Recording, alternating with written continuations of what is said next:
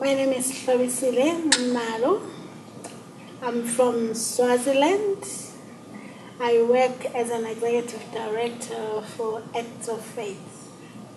And where is that at, Swaziland? Acts of Faith is located in Manzini, opposite the Council of Churches. And that's where we have our offices, but we are operating in 16 communities within the Manzini region. In those communities, we are working through churches who are from the African independent churches, and they are providing the volunteers to do the work. One of the group of volunteers is the women who are doing home-based care.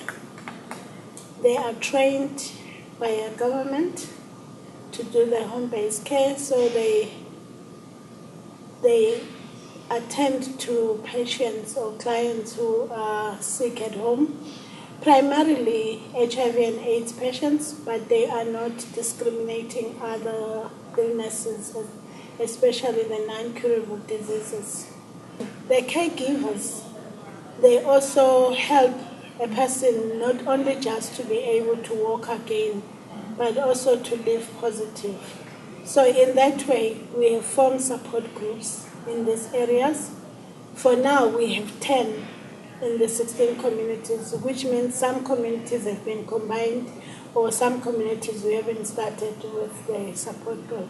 So the support group primarily is for supporting each other to live positive, and also to teach each other about the virus itself and how does it affect and how did someone else came about. Because in some cases, we have learned that some of the, especially the women, have not been able to tell their husbands that they are HIV positive because they are afraid the husband is going to beat them, or they have not told the children because of stigma. They are afraid how the children will react. So when they get to the support group, they get different ideas how to attend to those things. And they also teach each other about the kind of food they need to eat and how to cook. And so we have encouraged that in all support group meetings, they need to have lunch together. They need to cook together. Each one of them brings something that they are going to mix and have a specific dish they will cook for that particular day. And we are also promoting gardening, backyard gardening. So we have encouraged all our clients to have backyard gardens, so that in that way they are able to eat fresh vegetables. And we are providing every 3 months seedlings that you are going to be planted on the backyard gardens. Also with the churches, we work with young people, helping them to prevent getting HIV. We have drama team that does promotions in the communities, and so we teach through drama. There's also our young people who are orphans or vulnerable children coming out from the home-based care program.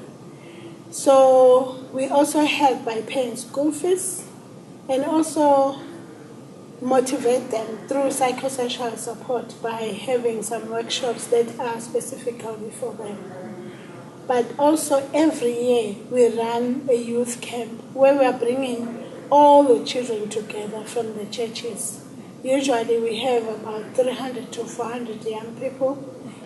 And on top of that, we also work with the couples, married couples in our churches. We have trained 10 couples.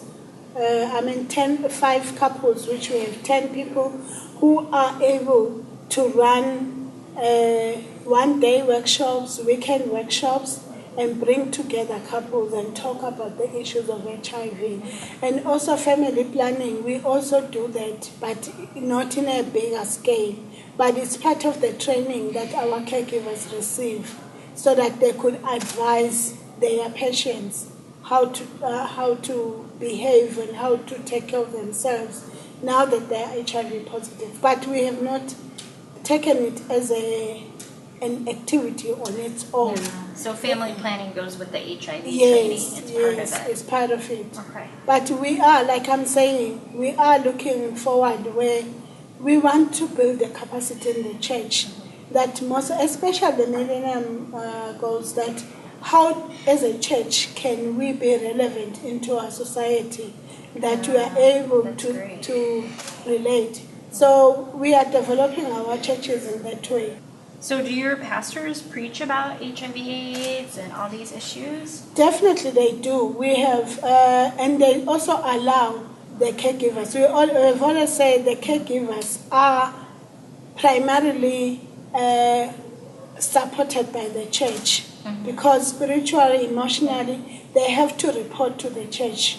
And they also motivate the church to contribute. In case they are, you find that there are other families who are really, really in need, whom we, as an organization, we cannot raise, but the people from the community can be able to provide a certain amount of help.